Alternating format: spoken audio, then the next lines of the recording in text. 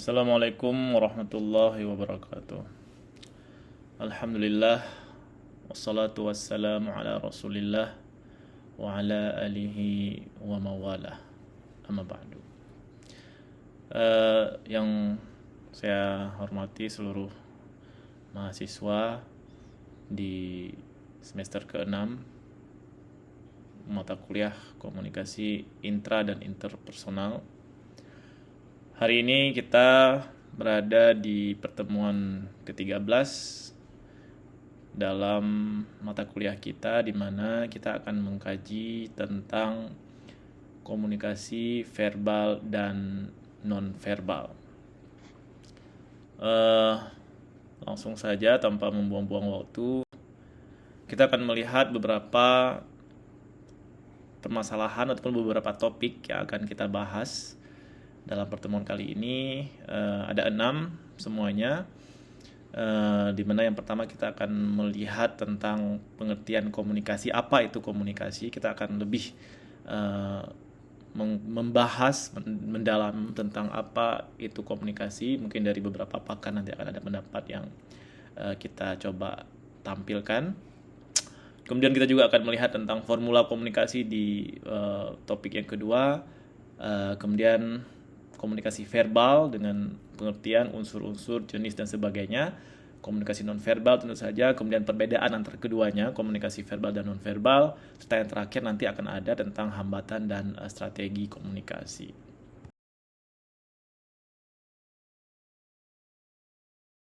Komunikasi, ada 3 pendapat pakar yang saya kutip di sini. Yang pertama ada dari James A.F. Stoner, yang beliau mengatakan bahwasanya komunikasi adalah proses di mana seseorang yang sedang berusaha memberikan pengertian dengan cara pemindahan pesan.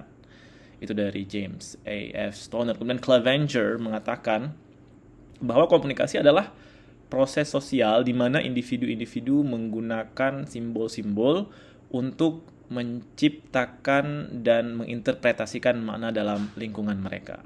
Terakhir ada dari Carl I. Hoffland, di mana beliau mengatakan komunikasi adalah proses di mana seseorang individu atau komunikator mengoperkan stimulan, biasanya dengan lambang-lambang bahasa, baik verbal ataupun non-verbal, untuk mengubah tingkah laku orang lain.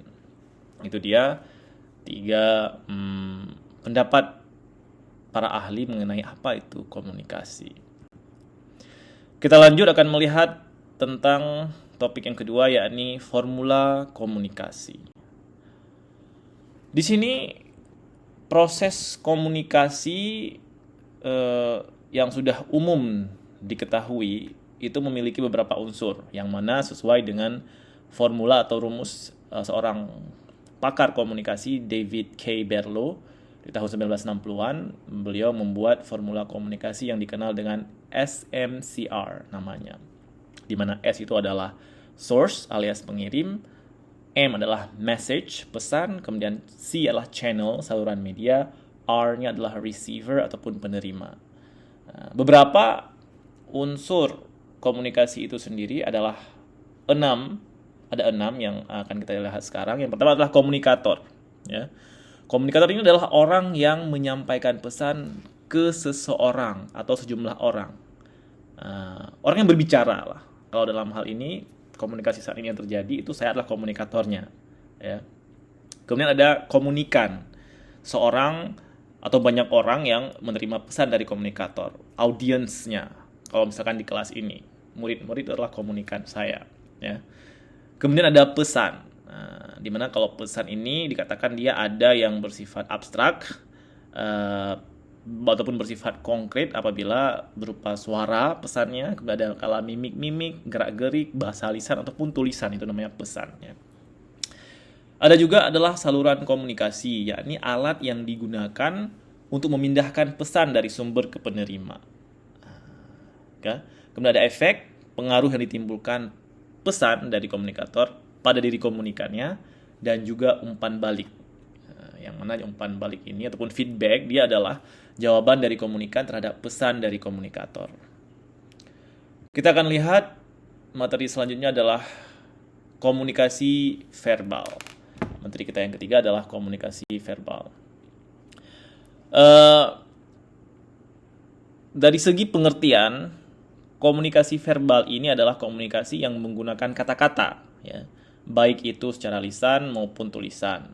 Komunikasi verbal paling banyak dipakai dalam hubungan antar manusia untuk mengungkapkan perasaan, emosi, pemikiran, gagasan, fakta, data, dan informasi serta menjelaskannya. Saling bertukar perasaan dan pemikiran, saling berdebat, dan bahkan untuk bertengkar. Juga kita menggunakan komunikasi verbal, ya. Di sini juga kita melihat unsur-unsur komunikasi verbal, yakni ada dua, ya.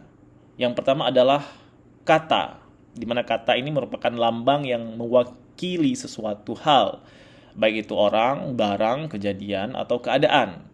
Kata yang kita gunakan adalah abstraksi yang telah disepakati maknanya, sehingga komunikasi verbal bersifat intensional. Itu dia kata.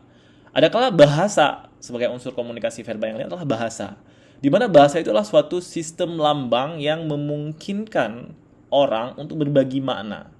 Dalam komunikasi verbal, lambang bahasa yang dipergunakan adalah bahasa lisan, tertulis pada kertas ataupun elektronik.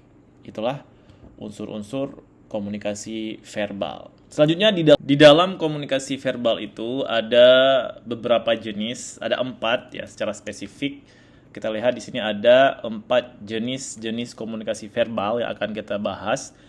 Yang pertama ada berbicara, di mana berbicara ini sebagai salah satu jenis komunikasi nonverbal. Dia ada yang vokal dengan menggunakan suara, yakni adalah berbicara, seperti yang saya lakukan saat ini. Ada kala dengan non-vokal, yakni seperti surat menyurat. Itu adalah berbicara tapi nggak ada suaranya. Itu berbicara juga sebenarnya. Ya. Kemudian menulis pun demikian. Menulis ada kala dengan vokal, seperti kita presentasi dalam rapat, ataupun yang non-vokal, yakni menulis itu sendiri. Diri menulis itu adalah bentuk komunikasi verbal yang non-vokal. Jadi baik berbicara ataupun menulis, ada yang vokal, ada yang non-vokal. Kemudian ada juga jenis komunikasi verbal lainnya adalah mendengar.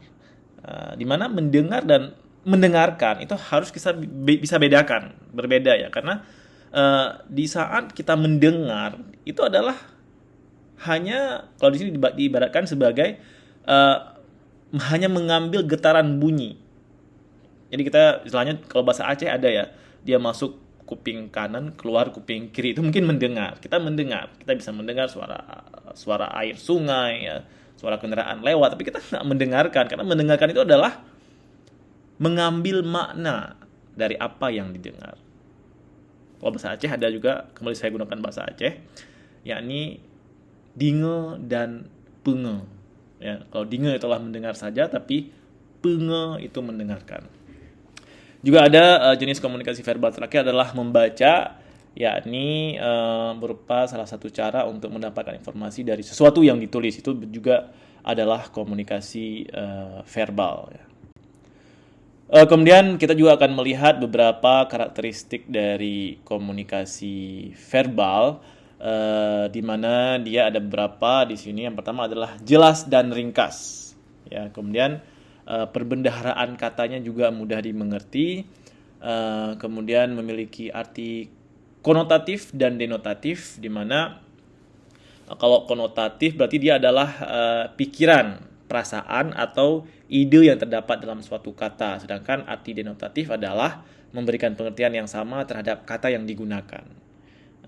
Kemudian dari segi intonasi, kecepatan berbicara, dan juga humor, di mana humor di sini maksudnya adalah dapat meningkatkan keberhasilan dalam memberikan dukungan emosi terhadap lawan bicara. Itu dia beberapa karakteristik komunikasi verbal. Di materi yang keempat kita melihat tentang lawan daripada komunikasi verbal, yakni komunikasi non-verbal. Apa itu komunikasi nonverbal? Komunikasi nonverbal adalah semua isyarat yang bukan kata-kata. Kalau di verbal tadi adalah kata-kata, di nonverbal itu bukan kata-kata, sebaliknya. Dia bukan kata-kata. Jadi pesan-pesan nonverbal sangat berpengaruh terhadap komunikasi. Pesan-pesan atau simbol nonverbal sangat sulit untuk ditafsirkan daripada simbol verbal. Komunikasi nonverbal meliputi semua aspek komunikasi selain kata-kata tadi. Seperti bagaimana kita mengucapkan kata-kata yang disebut dengan volume, ada kala fitur, kemudian lingkungan yang mempengaruhi interaksi, ada kala suhu di saat itu, kemudian pencahayaannya, lightningnya gitu kan. Kemudian juga benda-benda yang mempengaruhi citra pribadi dan pola interaksi, ada kala pakaian, perhiasan, mebel, furniture, dan sebagainya. Kemudian beberapa jenis dari komunikasi non-verbal. Ya, ini ada 7 semuanya. Kita akan lihat satu persatu. Yang pertama adalah sentuhan ataupun haptik. Ya. Sentuhan ataupun haptik ini dia adalah pesan non-verbal, non-visual, dan non-vokal. Kita nggak bisa lihat, nggak nampak, dan dia nggak bunyi. Itu maksudnya non-visual dan non-vokal. Jadi alat penerima sentuhan adalah kulit yang mampu menerima dan membedakan berbagai emosi yang disampaikan orang melalui sentuhan. Itu yang pertama. Kemudian ada komunikasi objek. Disebutkan bahwasanya penggunaan komunikasi objek yang paling sering adalah penggunaan pakaian. Orang sering dinilai dari jenis pakaian yang digunakannya, walaupun ini termasuk bentuk penilaian terhadap seseorang hanya berdasarkan persepsi, tapi kan bisa ya. Si A menggunakan pakaian yang cerah misalnya, artinya bla bla bla bla. Sebaliknya, pakaian yang gelap, hitam, ya, itu juga memiliki makna-makna tersendiri. Kemudian yang ketiga ada chronemic. Di sini adalah komunikasi nonverbal yang dilakukan ketika menggunakan waktu yang berkaitan dengan peranan budaya dalam konteks tertentu. Jadi juga waktu menentukan, ataupun artinya waktu juga memberikan pesan tertentu sebagai komunikasi nonverbal. Keempat ada gerakan tubuh, yaitu kinestetik, di mana kita tahu bahwasanya gerakan tubuh digunakan untuk menggantikan suatu kata atau frasa, seperti ilustrator, adaptor, dan lainnya. Ya, ataupun gesture ya. Mungkin ada bahasa lain gesture. Gerakan tubuh ini juga selain kinestetik di sini juga kita mengenal ada istilahnya gesture. Seperti misalnya tepuk jidat ya, itu kan gesture. Memiliki arti kecewa, fishbone kan, gitu. Masih ada 3 lagi jenis komunikasi nonverbal, yakni proxemic di nomor kelima. Dia adalah bahasa ruang, yaitu jarak yang digunakan ketika berkomunikasi dengan orang lain, termasuk juga tempat atau lokasi posisi berada. Misalkan kan kadang-kadang kita kan kalau komunikasi terlalu dekat, itu justru membuat orang nggak nyaman. Jadi ada batasnya. Yang nyamannya kita jaraknya seberapa begitu kan. Kadang-kadang bisa dipahami juga kalau orang berdiri terlalu jauh berarti dia segan. Sementara kalau dia jaraknya normal-normal saja, standar, itu berarti dia oke. Ya, gitu kan.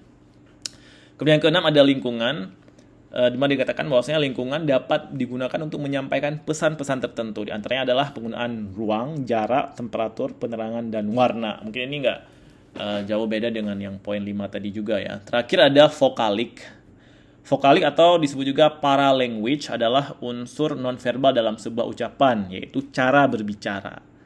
Misalnya adalah nada bicara kita, kemudian nada suara, keras atau lemahnya suara, kecepatan berbicara, kualitas suara, intonasi, dan lain sebagainya.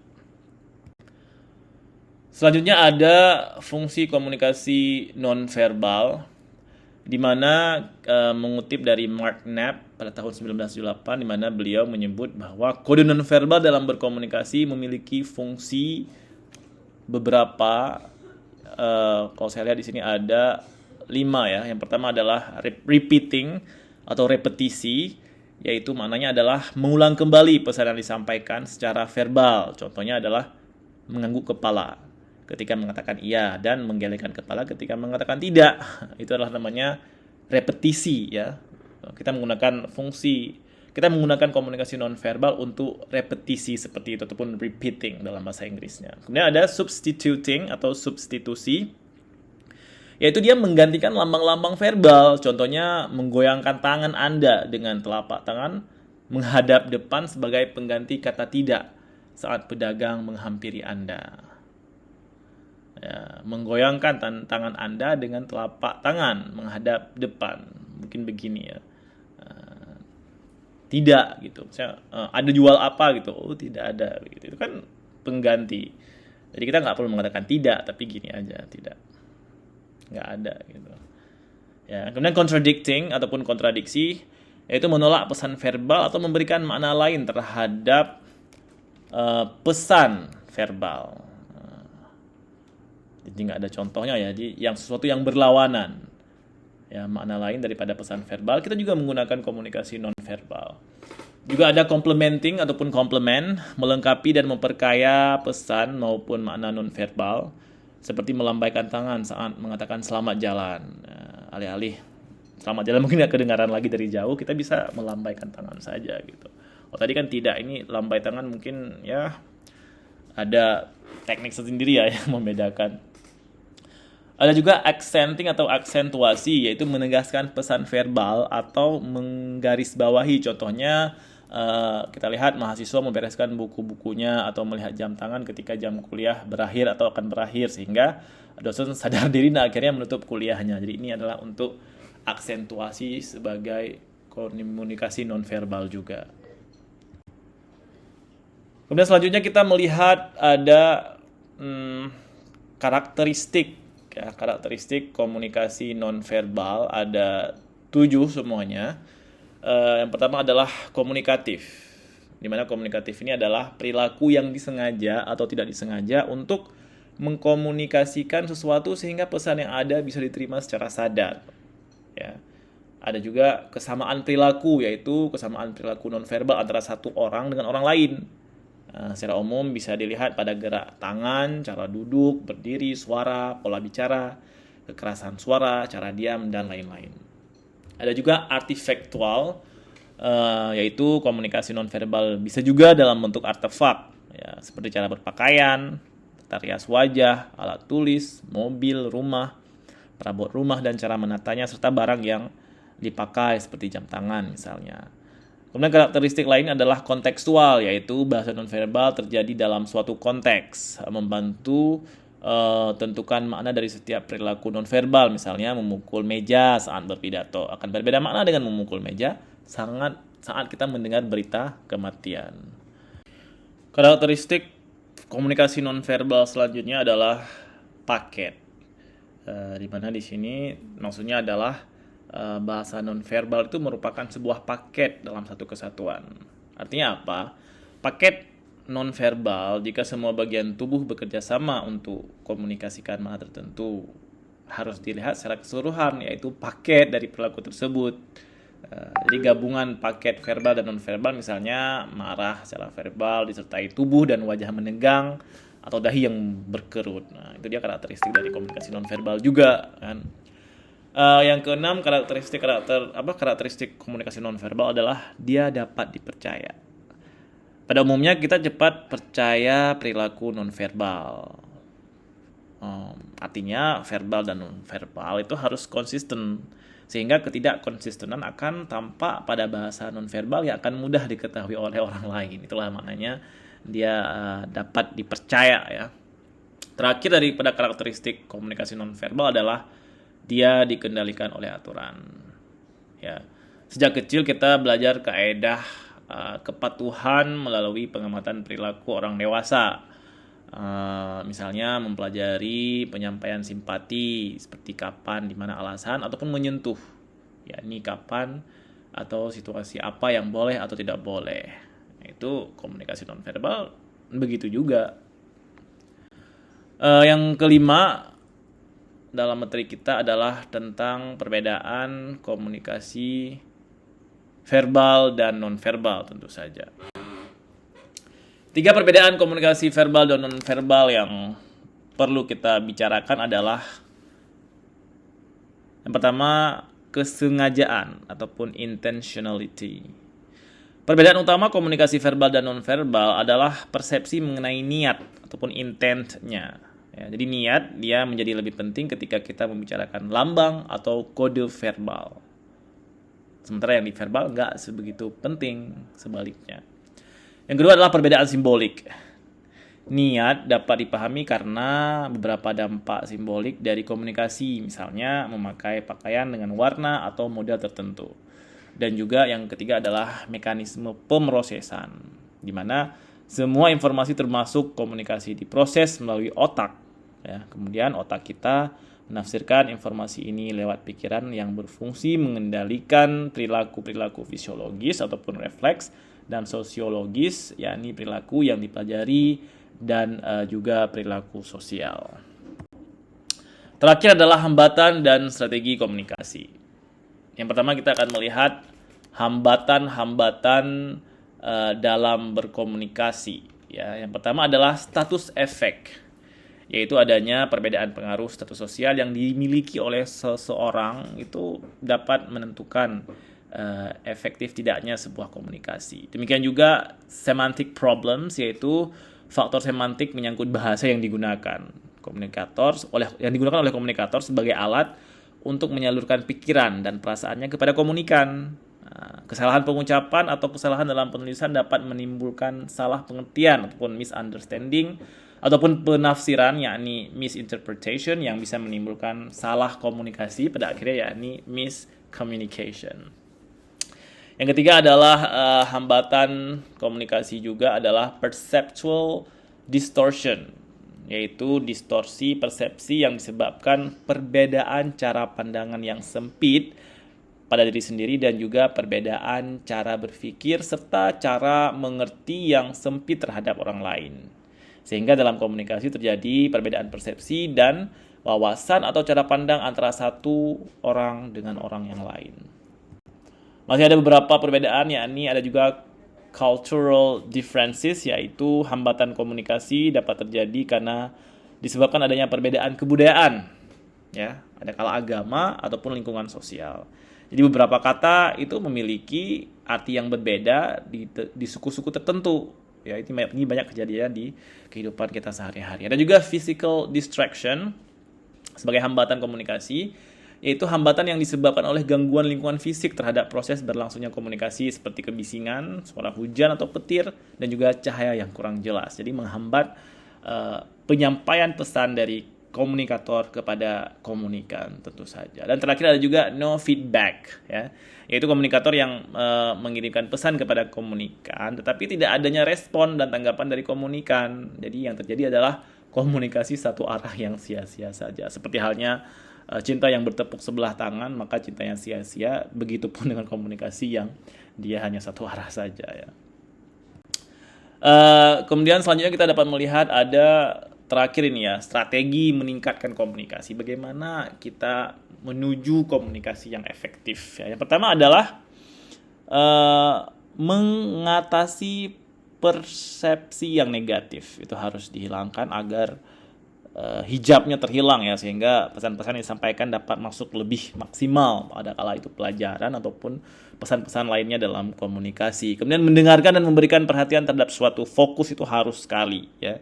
Menekan ego pribadi kita, udah kesampingkan dulu, yang penting ini komunikasinya lancar dulu. Dengarkan dulu apa yang disampaikan oleh si komunikator apabila kita adalah seorang komunikan, ya. Kemudian memperhatikan bahasa nonverbal, karena dia juga dapat mendukung informasi-informasi tambahan dari komunikasi verbal. Yang nggak hanya verbal, nonverbal pun dapat memberikan pesan-pesan tersendiri untuk memperkaya informasi yang kita dapatkan. Pengetahuan tentu saja akan semakin mudah kita mencerna informasi dari seseorang ketika wawasan kita luas, ya. Kemudian menghindari judgement, jangan langsung main asal nuduh aja gitu kan. Oh, ini udah gini, nggak bisa. Kita harus steril, harus netral, bersikap netral, open-minded, pikiran yang terbuka, kemudian berempati, menggunakan perasaan, dan mengasah skill dengan menghadapi konflik dan masalah. Ya, saya kira itu saja pemaparan singkat kita di pertemuan ke-13 ini dalam mata kuliah komunikasi intra dan interpersonal, di mana kita telah melihat sedikit banyaknya tentang komunikasi verbal dan non-verbal. Jika ada hal-hal yang ditanyakan, boleh langsung tanyakan kepada saya. Lebih dan kurang saya mohon maaf, mengundurkan diri. Wabillahi taufiq wal hidayah. Assalamualaikum warahmatullahi wabarakatuh.